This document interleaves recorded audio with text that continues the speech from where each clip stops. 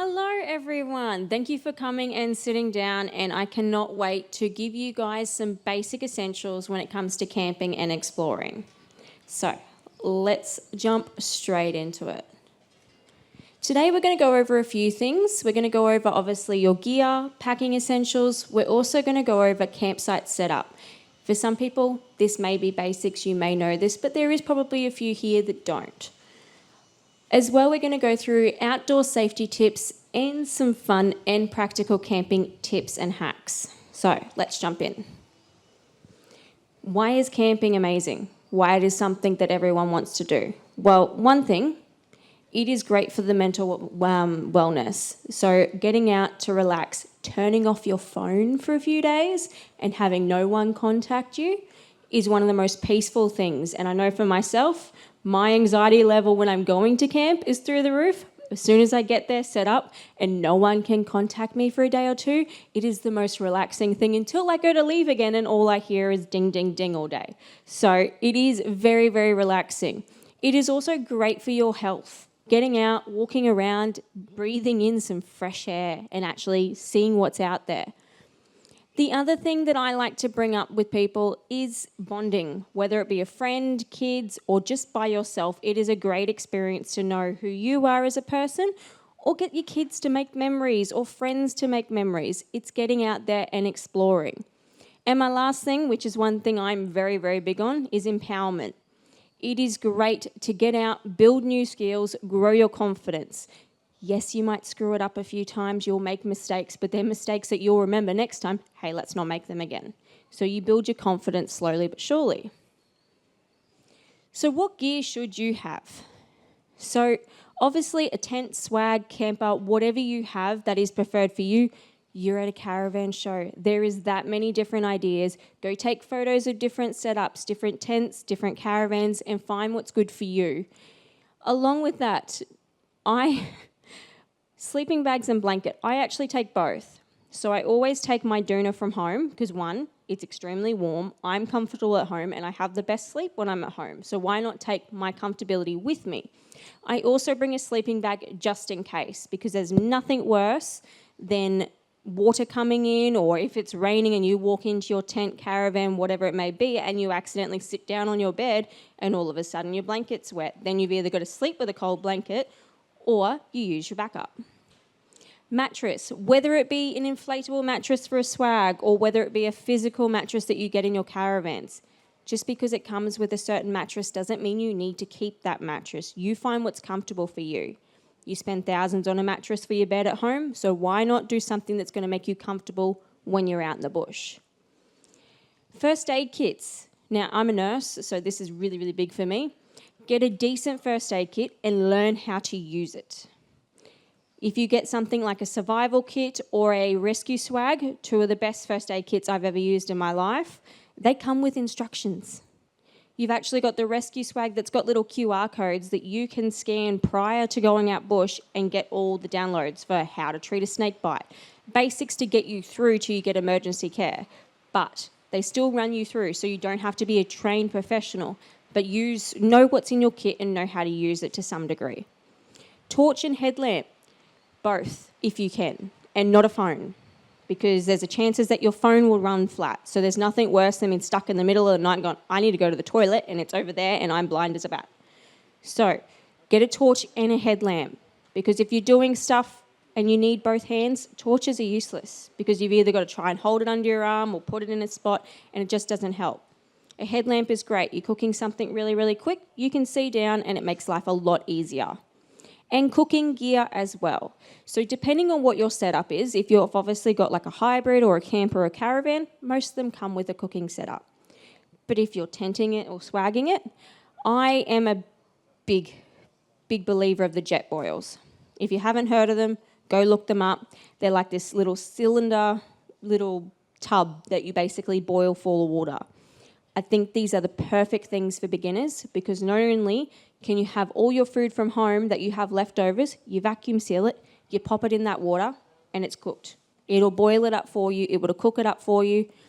The jet boils for us, we make our kids hot dogs because it takes 5 minutes for us to throw the hot dog in, let it go, and it'll boil and be ready. So it's easy, it's simple, and it's something very small and compact if you are space conscious. Packing tips.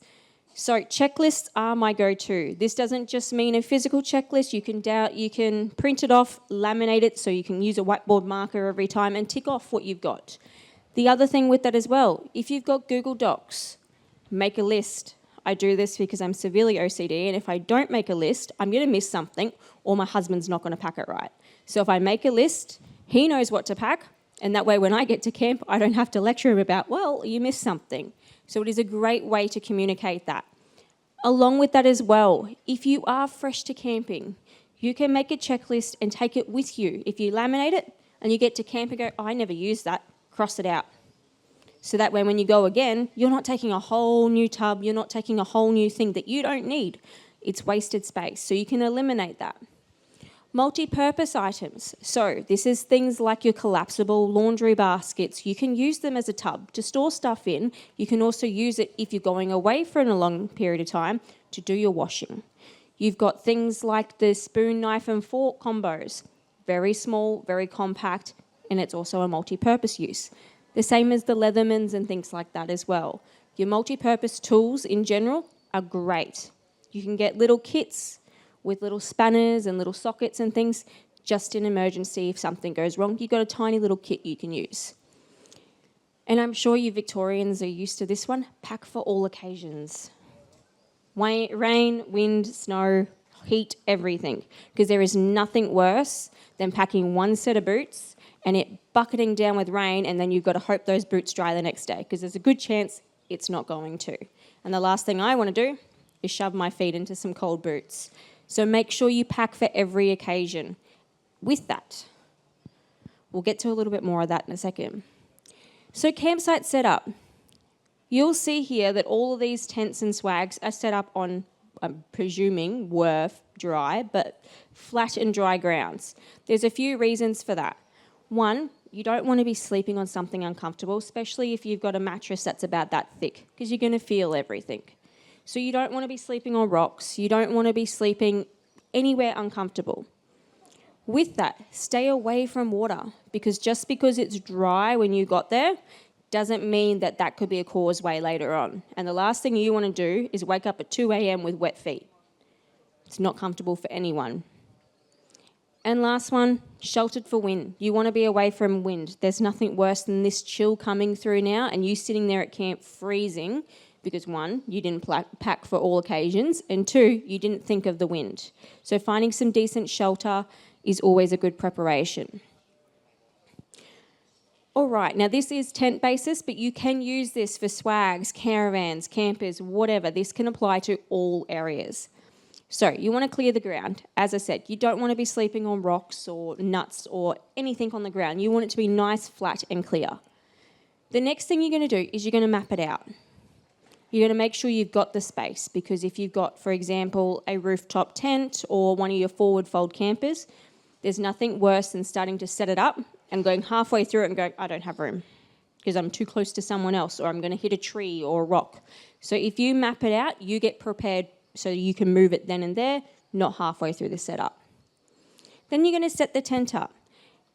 I will go on with that in a second, some little bonus tips with that, but you're going to set it up. Once you've set it up, you want to find secure locations, whether that be tents, and depending on your location, you might want to invest in some long sand pegs. Great, get a drill, you drill them straight in, it makes your life so much easier. But also trees, nice some sturdy trees. And then you enjoy. You're there to relax, you're there to enjoy the surroundings, you're there to have a good weekend or a good week away. Enjoy and relax. Lastly, I said I have a bonus tip there, practice. If you have a tent or a camper and it is your first time ever setting it up, go set it up at home. Set it up in the driveway, set it up wherever. That way you've got the practice, especially if you are working in a team, husband and wife team, partner team, whatever the case may be. You can knock out all the kinks then and there than you will when you're out bush, in the dark, in the rain. You can knock it out then. It makes your life a little bit easier and you know what to prepare for. Because things like some of the tents might have really thin guide ropes. You might go, oh, I might take some spares just in case. So it's a good tip to start practicing. Safety tips. Research. I think both presentations today have talked about this one. Research where you're going. That includes road closures when it's wet season, dry season, make sure that you can get through. Also, your fees, your permits. Some places, especially when you go more central to South Australia, even us up in Queensland, there is a lot of parks that you will need either a permit or you will need to pay a fee going through. It is an offence if you don't. So make sure you do your research beforehand. Also research dead zones. So this is communication black spots, because there's nothing worse than going through your trip and you've got a flat tyre or something's happened and you've got to try and call RACQ or whatever the case may be to try and get it fixed, but you can't get in contact with anyone because you have no reception. So doing your research of everything. There's no such thing as being over-prepared when it comes to that. The other thing, and this is a big one for solo travellers, share your plans. So for me, I always will share my location to my husband, or I'll give him my GPS coordinates or my itinerary. So he can know, yep, cool, she's meant to be here on this day. And if I'm not, and if I don't get in contact with him within, say, a few hours, he will either try and ring me. If he can't contact me, that's when he'll contact the park that I was meant to go to. So if you're sharing your plans, your family back at home, your friends back at home can keep up to date with where you're going to make sure you are safe. That is the important part, your safety. So if something goes wrong, they can call whoever they need to come get you. This has become a bigger and bigger thing. Making sure you're respecting your animals, because we love going out bush, seeing koalas, seeing possums. I'm a big animal person myself. Along with that, store your food correctly. If you're not storing it correctly, I know it's a huge thing up our way. I'm Queensland, if you can't tell by the coldness right now. If you don't store your food correctly up our way, we do have all sorts of animals that know how to open tubs, zippers, God knows what, and they will get into it. But if they get into your tub and things are stored correctly, they won't be able to open it. It doesn't make them sick, it doesn't litter everywhere either. All right, emergency essentials. So your maps, your GPS, and your offline maps. This is a good one. Making sure that you download. If you were using your phone for all your GPS stuff, download the maps offline first, because if you do get lost, you can still pull it back up. Or go old school and get a paper map. They generally can't do you wrong. Power banks. Everyone has a phone these days. Everyone needs to power their phone when they get lost. Power banks. You can get solar operated ones as well as 12 volt and 240. This means you can plug it into the car as you drive, you can plug it into a power bank, you can plug it into hotels, servos, wherever. But if you don't have power to charge it, you can pop it in the sun and it'll charge it as well. It's great. Yet again, these are emergency essentials. It's not something you may use every day, but it's something that you want to have in your backup just in case. I've already talked about it. Basic first aid kits. Have a basic, it'll help you through. All right, my hacks. I previously talked about vacuum sealers. These are a great essential kits. I actually have a pump one, so it means that I don't have to worry about power. I can literally just pump all the air out and I can take it anywhere with me. For first-time campers, cook your food at home, and if you have leftovers, you vacuum seal it. This makes your life a lot easier when you do go camping, because it means you can just pull something out of the freezer and take it with you. You don't have to sit there and go, okay, well, now I need to figure out what I'm having on Monday night for camp and then Tuesday night. You have it already at home.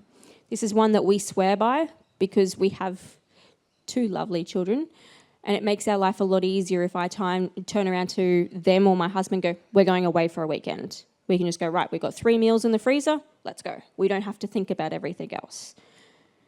Freeze water bottles. You can take ice packs, but if you freeze a water bottle, it's going to do the same thing as your ice packs, but it also gives you water as well. So it is a 2 bird, 1 stone. Waterproof containers for matches. I think this is a no-brainer these days. If you wet a match, you can't use it. So if you have something that stores them waterproof, it means you can use them at any stage.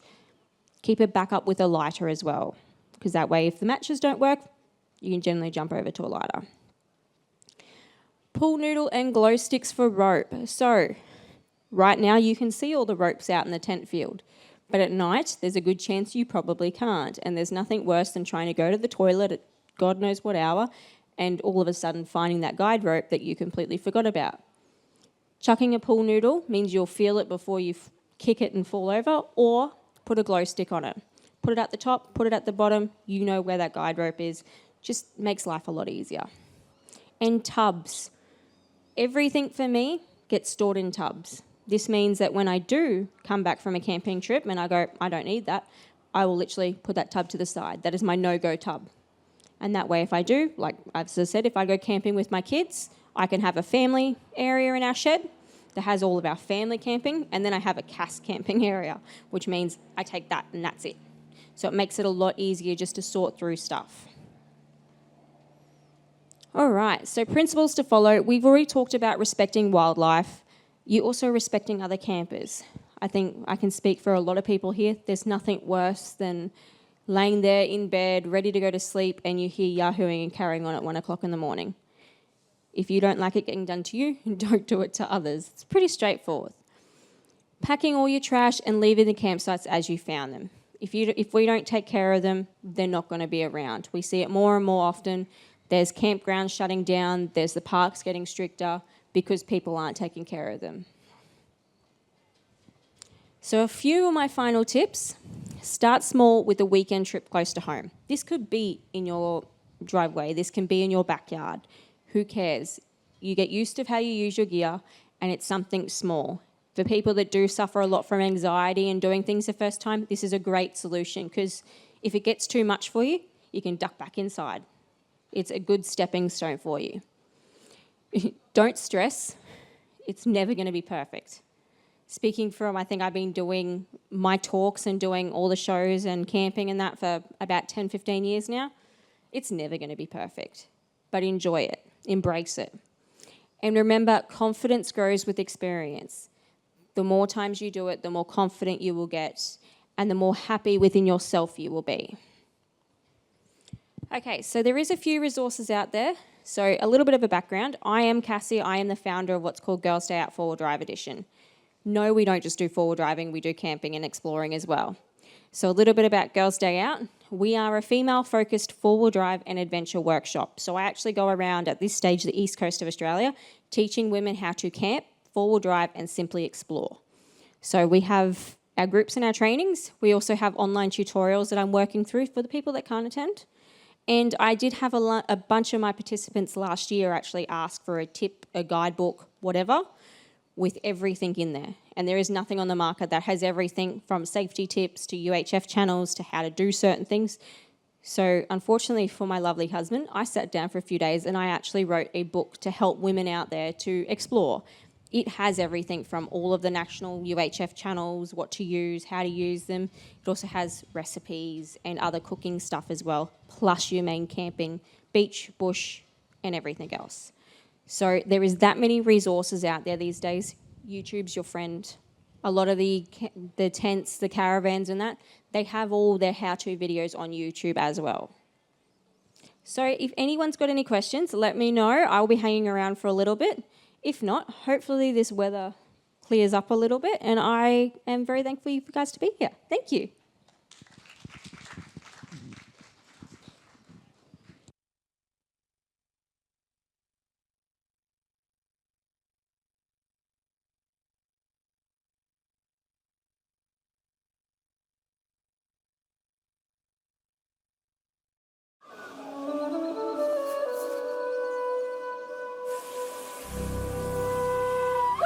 Oh, that's a big and. For the Victorian Caravan and Camping Supershow, the biggest and best and the most exhibitors and the Adventure Zone and the Kids Zone and the RV Master Stage and lots more. And only $20. Melbourne Showgrounds, February 19 to 23. Tickets at caravanshow.com.au.